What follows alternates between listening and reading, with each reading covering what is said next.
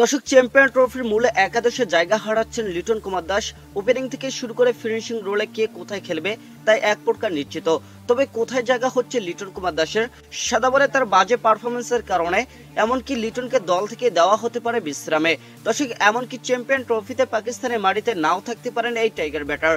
তবে কেমন হবে বৈশ্বিক এই আসরে বাংলাদেশের সেরা একাদশ, সেটাই জানবো আজকের ভিডিওতে। বিস্তারিত জানতে ভিডিওটি সম্পূর্ণ দেখার অনুরোধ রইল। দর্শক, টিম কম্বিনেশন আর সাম্প্রতিক ফর্মের কাছে হার মানতে হলো লিটন কুমার দাসকে। সাদা বলে ব্যাট হাতে লিটনের জন্য এবছরটা কাটছে যেন বিভীষিকার হয়ে। 2 বছর আগে টেস্ট ওয়ানডে 2 ফর্মেটে করেছিলেন দেশের হয়ে সর্বোচ্চ রান টেনে। তবে এখন এইসব কিছু যেন সোনালী এক অতীত। দর্শক, বর্তমান সময়ে লিটন কুমার দাস দিনকে দিন নিজেকে বানিয়ে ফেলেছেন জাতীয় দলের বোঝা, হোক সেটা ওয়ানডে কিংবা টি-20।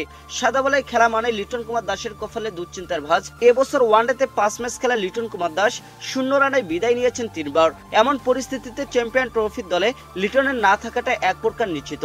তবে লিটন কুমার দাস দলে না থাকলেও নিজেদের পারফরমেন্সে ঠিকই দলের জায়গা পাকাপোক্ত করে নিয়েছেন সব তারকা। চলুন তবে কারা থাকছেন মূল একাদশে সেটাই আলোচনা করা যাক। দর্শক, নিজের খেলার ধরনের টাইগার ক্রিকেটে ওপেনিং এ রান খরায় কিছুটা কাটিয়েছেন তামিম। বল হাতে যেই থাকুক না কেন তামিম আগ্রাসন ছাড়া কিছুই বোঝে না।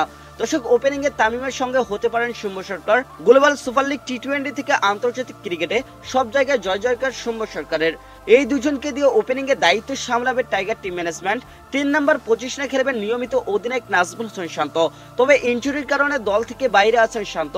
তবে চ্যাম্পিয়ন ট্রফির আগে যদি পুরোপুরি ফিট হয়ে যান বাংলার নিয়মিত এই অধিনায়ক, তাহলে তার জন্য বরাদ্দ থাকবে দলের 3 নম্বর পজিশন। 4 নম্বর পজিশনে তৌহিদ হৃদয় খেললেও তিনিও আছেন ইনজুরিতে। তবে ব্যাট হাতে তৌহিদ হৃদয়ের অবস্থাটাও খুব একটা ভালো না। দর্শক, উল্টো এই পজিশনে ব্যাট করার সুযোগ পেয়ে নিজেকে মেলে ধরছেন মেহেদী হাসান মিরাজ। তাই দলের প্রয়োজনে মিরাজ খেলতে পারেন এই পজিশনে। দর্শক, স্ট্যান্ড বাই হিসেবে থাকার সম্ভাবনা রয়েছে তৌহিদ হৃদয়ের। 5, 6, 7 নম্বর পজিশনটা যথাক্রমে নিজেদের করে নিয়েছেন মুশফিকুর রহিম, মাহমুদুল রিয়াদ ও জাকের আলী অনিক। মুশফিক ও রিয়াদের জন্য এটাই শেষ চ্যাম্পিয়ন ট্রফি। দুজনের অভিজ্ঞতা কাজে লাগাতে চাইবে বাংলাদেশ দল। তাই এই দুই ক্রিকেটারকে একাদশে না রাখার কোনো প্রশ্নই আসে না। 7 নম্বর পজিশনে জাকের এখন রিয়াদের পরে বাংলার সেরা ফিনিশার, তাই তার খেলাটা নিশ্চিত।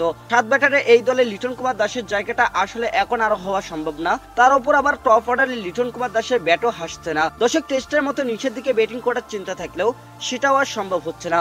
সব মিলে লিটনের চ্যাম্পিয়ন ট্রফিতে খেলার সম্ভাবনা এক প্রকার নেই বললেই চলে। এদিকে একাদশে 3 পেসার নিয়ে খেলবে বাংলাদেশ। সেক্ষেত্রে ফর্মের বিবেচনায় তাসকিন আহমেদ হবেন অটো চয়েস। বাকি থাকা 2 পজিশনের জন্য লড়াই করবেন হাসান মাহমুদ, মুস্তাফিজুর রহমান, শরীফুল ইসলাম ও তানজিম সাকিব।